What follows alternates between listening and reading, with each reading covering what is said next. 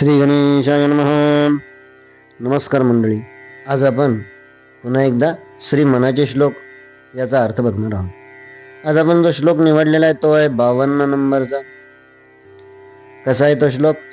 क्रमी वेळ जो तत्वचिंतानुवादे न लिंपे कदा दंभवादे विवादे हरी सुख संवाद जो उगमाचा जगी धन्य तो दास सर्वोत्तमाचा. श्रीराम जय जय रघुवीर समर्थ. आपल्याला माहिती आहे की समर्थांचं हे तत्वज्ञान जे आहे हे पूर्णपणे जीवनाला व्यापून राहिलेलं तत्वज्ञान आहे. मग जीवनामध्ये दोन गोष्टी असतात, एक प्रपंच असतो, दुसरा परमार्थ सुद्धा असतो. आणि म्हणून प्रपंचाच्या दृष्टीनं व त्याचप्रमाणे एक समयवच्छेद करून प्रपंच व परमार्थाच्या दृष्टीनं अत्यंत महत्त्वाचा जो आहे तो आजचा हा श्लोक आलेला आहे.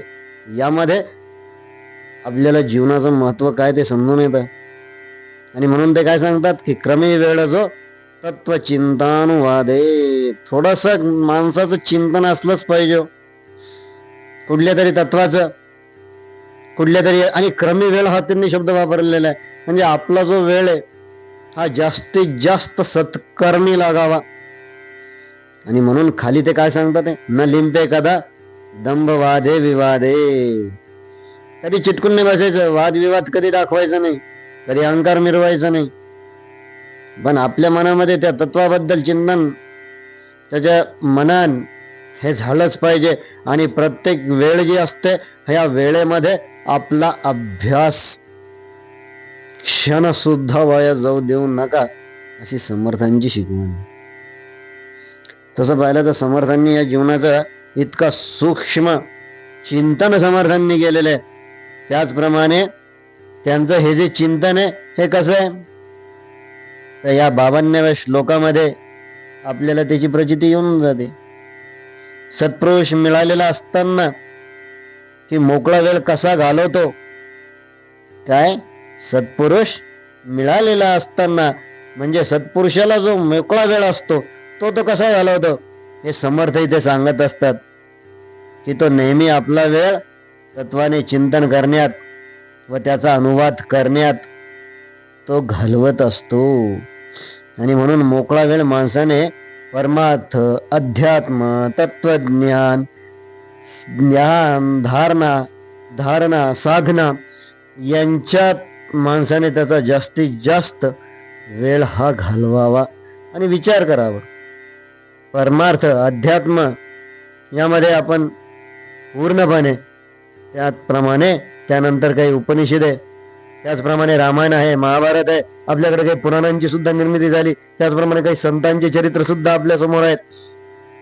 बाकी दासबोध आणि श्री मनाचे श्लोक ज्याच्यामध्ये एक समय वच्छेद करून दोघांचाही अभ्यास त्यामध्ये त्यांनी केलेला आहे. आणि नुसतं वाचन नाहीये तर त्यावर चिंतन, मनन. आणि यासाठी काय त्यांनी सांगितलेलं आहे, सुख संवाद. हे करत असताना आपल्याही जीवनामध्ये जो कोणी असा आपल्याला एखादा भेटतो त्याच्याशी मग आपल्याला सुख संवाद साधता आला पाहिजे. कारण तत्वज्ञान हा जो विषय आहे ना हा मुळातच अत्यंत अवघड आहे. कारण तत्वज्ञानाला पूर्णवादाचार्य परमपूजनीय डॉक्टर रामचंद्र महाराज बारनेरकर यांनी एक सुंदर शब्द वापरलेला आहे की तत्वज्ञान म्हणजे शहाणपणाचा विचार.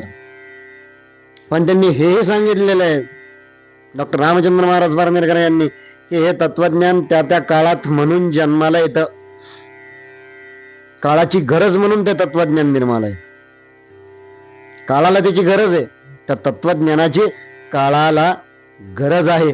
आणि म्हणून आपला वेळ जास्तीत जास्त आपण तत्वचिंतनात व्यतीत करावा.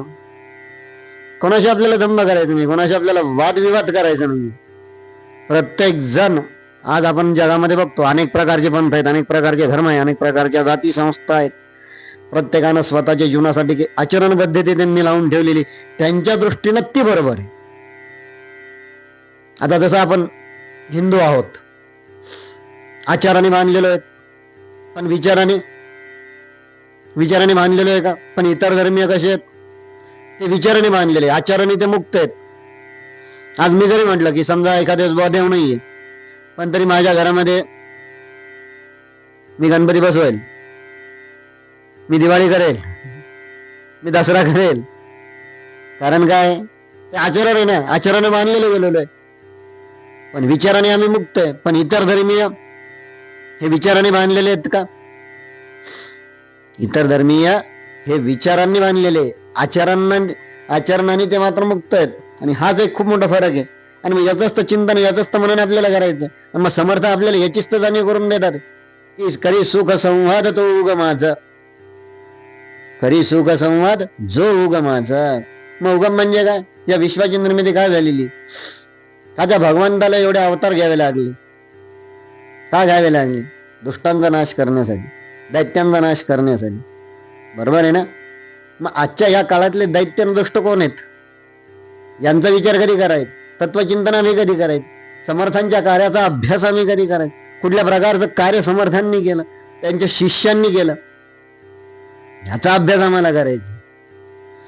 हे फक्त एक लंगोटी, गळ्यामध्ये एक झोळी आणि हातामध्ये दंड घेऊन ते जात, ज्याला कुबडी म्हणत, गावगावी ते जात, जय जय रघुवीर समर्थ. आणि त्याचबरोबर ते काय करायचे? नुसते जात होते का? ते देशाटन करायचे, ते लोकाटन करायचे, लोकांच्या भावना जाणून घ्यायचे, त्यांचे विचार जाणून घ्यायचे. आणि असं करत करत अख्खा भारत त्यांनी पिंजून काढला. असं ते हिमालयापासून कन्याकुमारीपर्यंत पायी भ्रमण समर्थांनी केलं. अनेक ठिकाणी समर्थ स्वतः जाऊन आले. आणि त्यानंतर तर मग खरं त्यांना ग्रंथ सुचला. आणि म्हणून हे समर्थांचं जे चिंतन आहे हे नुसतंच थेओरेटिकल नसून हे प्रॅक्टिकल पण आहे. ज्याप्रमाणे आम्ही विज्ञानाच्या तासाला आम्हाला दोन्ही असते, आम्हाला थेअरी पण असते आणि प्रॅक्टिकल पण असतं, त्याचप्रमाणे हे समर्थांचं तत्वज्ञान आहे. हे अगोदर जगले हो समर्थ, अगोदर जगले. ज्या वयात जसं वागायला पाहिजे तसं आम्ही जगत नाही. समर्थांनी त्यांचं ध्येय निश्चित केलं होतं, त्यांना त्यांचा स्वधर्म कळाला होता. का कळाला होता? गायत्री मंत्राच्या अनुष्ठानानं. श्रीराम जय राम जय जय राम 14 कोटी जप त्यांनी गेलेला होता. त्या जपाच्या सामर्थ्यामुळे त्यांना अनेकदा रामाचं, प्रभू रामचंद्रांचं त्यांना दर्शन. अनेकदा जर स्वधर्म कळाला ना की त्याप्रमाणे आचरण मनुष्य करत असतो. पण हा स्वधर्म कळण्यासाठी जे करावं लागतं ते आजच्या श्लोकात दिले की क्रमे वेळ जो तत्वचिंतन वाले. चिंतन झालं पाहिजे, समर्थांच्या प्रत्येक श्लोकाचं चिंतन मनन झालं पाहिजे. आणि मग हे करत असताना करी सुख संवाद जो उग माझा. आणि मग त्याच्याशी मग संवाद साधता पाहिजे की हे रामराया, ते समर्थ देव, त्यांना तुम्ही दर्शन दिलं, पण आम्ही समर्थांचे भक्त म्हणण्याचे पण आम्ही त्या योग्यतेचे नाही. कारण समर्थ जसे वागले, समर्थांचे भक्त आज गावोगावी जाऊन जसे वागतात तसे सुद्धा देवा आम्ही नाही. हा, पण बाबा एकच कर, या जीवनातील माझ्या जीवनाचा काही गोडवा तो कमी होऊ देऊ नको. मला एकाच वेळेस प्रपंच सुद्धा साधायचा आणि परमार्थ सुद्धा साधायचा आहे, अशी प्रार्थना मात्र आपल्याला प्रभू रामाच्या ठिकाणी आपल्याला करायची आहे. आज सद्गुरु कृपेनं जेवढं समजलं तेवढं मानण्याचा मी प्रयत्न केला. जय श्रीराम, जय जय रघुवीर समर्थ, जय पूर्णवाद.